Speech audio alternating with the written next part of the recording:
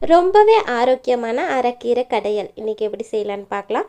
வீடியோக்குள்ளே போகிறதுக்கு முன்னாடி நம்ம சேனலை சப்ஸ்கிரைப் பண்ணாதவங்க மறக்காமல் சப்ஸ்கிரைப் பண்ணிடுங்க, பெல் ஐக்கானை கிளிக் பண்ணிடுங்க. வாங்க வீடியோக்குள்ளே போகலாம். குக்கரில் நான் 1 கப் அளவு துவரம்பருப்பு சேர்த்துருக்கேன். இதே தண்ணி சேர்த்து நல்லா கழுவி எடுத்துகிட்டு வந்துடலாம். கழுவி எடுத்துகிட்டு வந்துட்டு இது கூடவே 2 தக்காளி, ஒரு 4-5 சின்ன வெங்காயம், 3 பல்லு பூண்டு, 2 பச்சை மிளகாய், அது கூடவே தேவையான அளவு தண்ணி சேர்த்து மூடி போட்டு நல்லா வேக வச்சு எடுத்துகிட்டு வந்துடலாம். பருப்பு நல்லா குலைவாக வெந்து வரணும். 10 விசில் விட்டால் கரெக்டாக இருக்கும். இப்போது ஓப்பன் பண்ணி பார்த்துடலாம். பாருங்கள், பருப்பு நல்லா குலைவாக வெந்து வந்துருச்சு. நான் ஆல்ரெடி அரைக்கீரையை நல்லா க்ளீன் பண்ணி கட் பண்ணி எடுத்து வச்சுருக்கேன். இப்போது இதை அந்த பருப்பு கூட சேர்த்துக்கலாம்.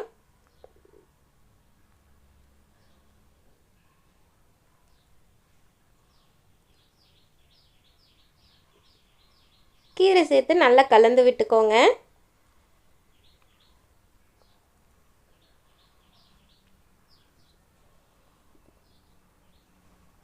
இப்போது அது கூடவே ஒரு சின்ன துண்டு புளி,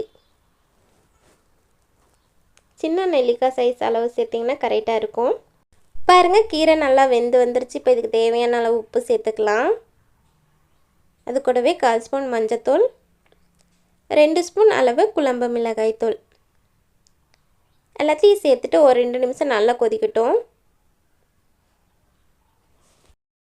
நல்லா கலந்து விட்டு கொதிக்க வச்சுக்கலாம்.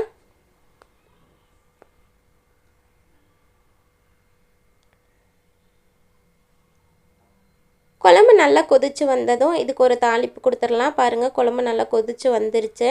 ஸ்டவ் ஆன் பண்ணி ஒரு பேன் வச்சுக்கோங்க. 1 ஸ்பூன் ஆயில் சேர்த்துக்கலாம். ஆயில் காஞ்சதும் 1/4 ஸ்பூன் கடுகு, ஒரு 10 சின்ன வெங்காயம் கட் பண்ணி வச்சுருக்க அதை சேர்த்துக்கலாம். ஒரு சின்ன துண்டு மிளகாய். இப்போது ஆல்ரெடி கொதிச்சிட்ருக்க குழம்பு இது கூட சேர்த்துக்கலாம்.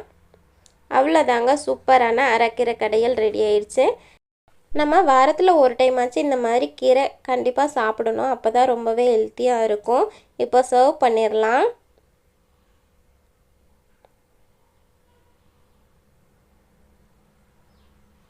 இந்த கீரை குழம்பு ரொம்பவே டேஸ்ட்டாக இருக்கும்.